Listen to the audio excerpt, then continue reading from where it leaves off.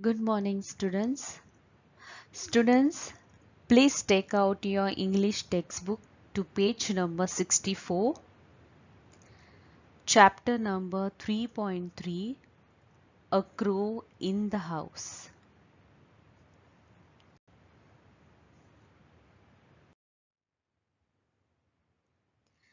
This story is written by Ruskin Bond.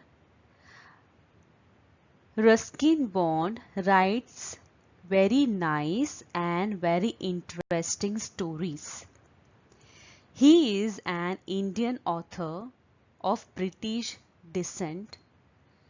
Ruskin Bond's stories revolved around his love for nature, and the lesson, A Crow in the House, is no exception.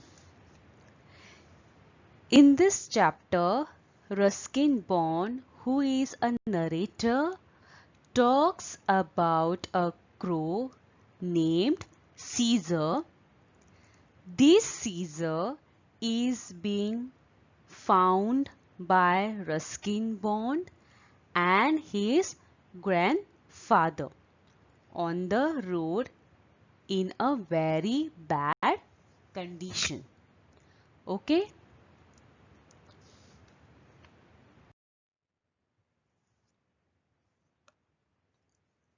This crow, who was named as Caesar, was very naughty and was very restless. And students, you must be knowing how crows are, correct? They get happiness in irritating others. So students, this crow used to irritate the narrator and others in the house. Okay? He used to trouble grandmother in the house. He used to trouble Aunt Mabel. Not only them, he also used to trouble the other pets in the house. Okay? As well. So basically, this crow was very naughty. Okay?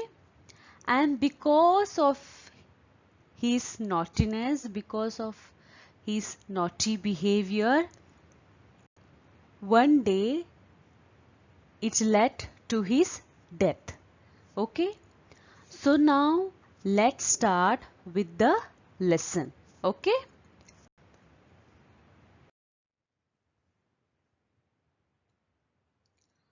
A Crow in the House, written by Ruskin Bond. Boys, the lesson discusses about a pet crow, as I told you all, and its behavior, and how, although on one hand he is considered to be a pet by the narrator and his grandfather, and on the other hand the same crow is considered as a pest by the author's grandmother. Okay, so now let us read the lesson. I will read paragraph by paragraph and explain you all accordingly. Please pay attention on my reading and on my explanation. Okay.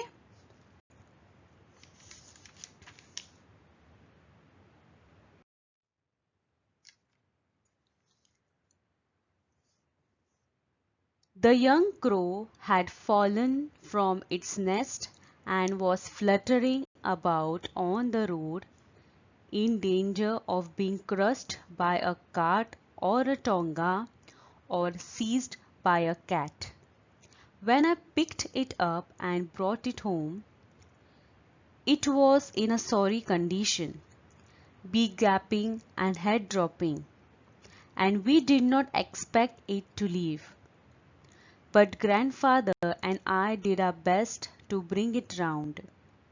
We fed it by prising its beak gently open with a pencil, pushing in a little bread and milk, and then removing the pencil to allow it to swallow. We varied its diet with occasional doses of grandmother's homemade plum wine, and as a result, the young crow was soon on the road to recovery. So students, now one day what happened is the narrator sees a young crow fallen from its nest and it was fluttering on the road. Okay. Now when the narrator and his grandfather sees the crow fallen on the road, they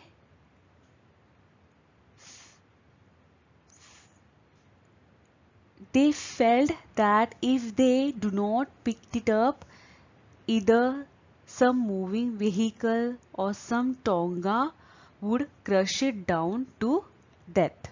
Okay, or a cat will seize it. Okay, so the narrator and his grandfather went close to the fallen crow and they picked it up and brought home. Okay, the crow was in a very bad condition that the narrator and the grandfather did not think that it will live. Okay, so the narrator and the grandfather fed the crow forcefully opening its mouth, its beak, okay, with a pencil, and push a little bread and milk into his mouth, okay, and then removing the pencil and allowing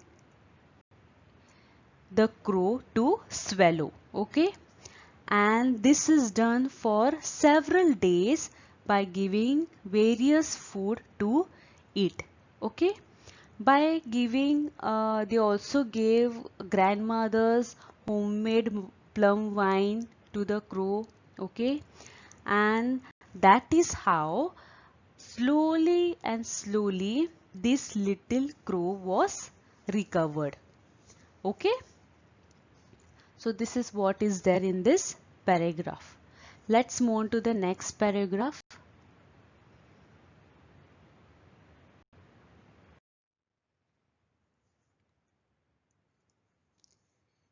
He was offered his freedom, but he did not take it. Instead, he made himself at home in the house. Grandmother, Aunt Mabel, and even some of grandfather's pets objected. But there was no way of getting rid of the bird. He took over the administration of the house. We were not sure that he was male, but we called him Caesar. So students, now next what happened is after the recovery, the crow was allowed to go out of the house. Okay, but he did not want to leave the house and go away. Why? Why he did not want to go out of the house? Because he has got the attachment with the people in the house. Okay? The other people in the house like grandmother, Aunt Mabel and the pets in the house, they did not want the crow being the part of their family. Okay? Because according to them, crow is not somebody who is meant to be kept in the house. Okay, so they objected to keep the crow in the house. Okay, so they wanted to get rid of the crow. Okay, but this crow is not at all ready to leave the house. Okay, so the family does not know. Now here family does not know anything, nothing about the crow. Okay, family does not know whether it is a male or a female, but lovingly, and because they also had some attachment, lovingly they named the crow, and the name is Caesar. Okay, let's move on to the next paragraph.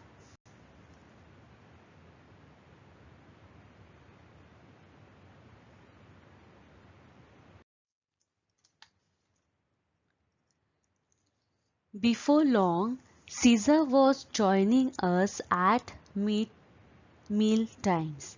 Besides finding his own grubs or beetles in the garden, he danced about on the dining table and gave us no peace until he had been given his small bowl of meat and soup and vegetables. He was always restless, fidgeting about, investigating things. He would hop across of a table to empty a matchbox of its content, or rip the daily paper to shreds, or overturn a vase of flowers, or tug a, at the tail of one of the dogs. That crow will be the ruin of us, grumbled grandmother, picking marigolds off the carpet. Can't you keep him in a cage? So students, now every day this crow used to go in the garden and find grubs or beetles to eat. Okay, but that was not enough for him. Okay, so he would again join the family on the dining table at their lunch and dinner time. Okay, and until and unless he was served with the bowl of meal and soup and vegetables, he would trouble them and not allow them to eat in peace. Okay, so this Caesar was so restless that he was moving around in the house here and there. Okay, he used to empty the matchbox. Okay, he used to pull the newspaper and tear it.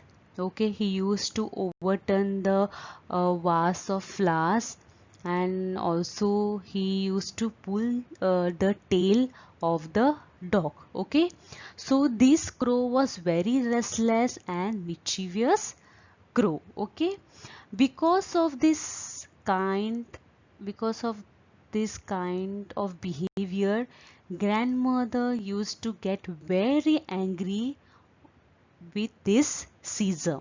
Okay, now one day she got so angry that she told the narrator and his grandfather to put him in the cage. Okay, now what happened next? When he is kept into the cage, we will see in the next paragraph. Okay, please pay attention.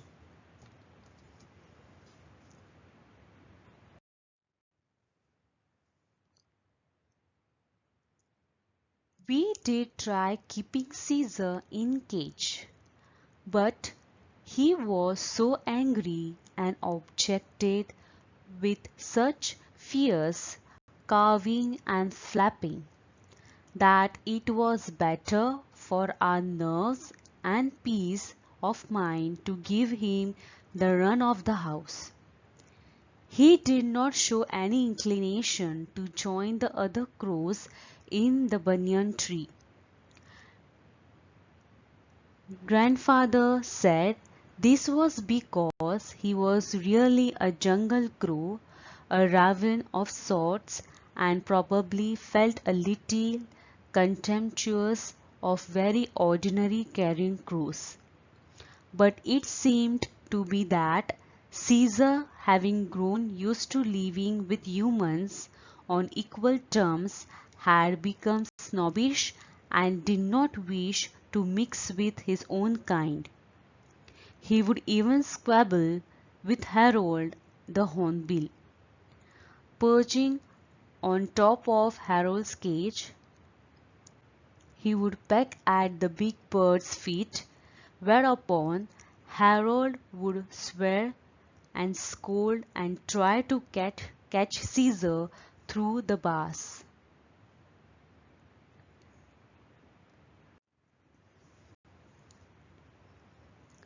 So students, one day the narrator and grandfather put Caesar into the cage. But the crow got very angry and objected, showing that he wants to come out of the cage. Okay, so what he used to do? He used to cow and flap into the cage here and there. Okay, so the family thought it is better to keep him out rather than keeping him into the cage and listening to so much of noise and disturbance. Okay, so when the crow was taken out of the cage, he did not show any interest to join the other crows which are sitting in the banyan tree. Okay, so grandfather said he thought that this is because Caesar was a jungle crow. Okay, so maybe he is not joining the other crows in the banyan tree. Okay, so that is why he did not want to mix with his own kind of crows. Okay, Caesar considered himself, this crow considered himself as greater than the other crows. Okay, so he used to think, this crow used to think that he is superior than the, he is more greater and he is superior than the other crows. That's why he was not getting mixed up with the other crows. Okay, so Caesar used to also disturb Harold the Hornbill. You can see in the picture. Okay, he used to also disturb the Harold the bird Hornbill. Okay, Hornbill was kept into the cage. Okay, and Caesar used to sit on the top of the cage and the peck on the, and he used to peck on the bird's feet. Okay, he used to peck on the bird's feet. Okay, and this Harold used to get very angry on this Caesar and tried to catch Caesar. Okay, but since Harold was uh, kept into the cage, he was unable to catch Caesar. Okay, so this is all what is there in this paragraph. Okay, let's move on to the next paragraph.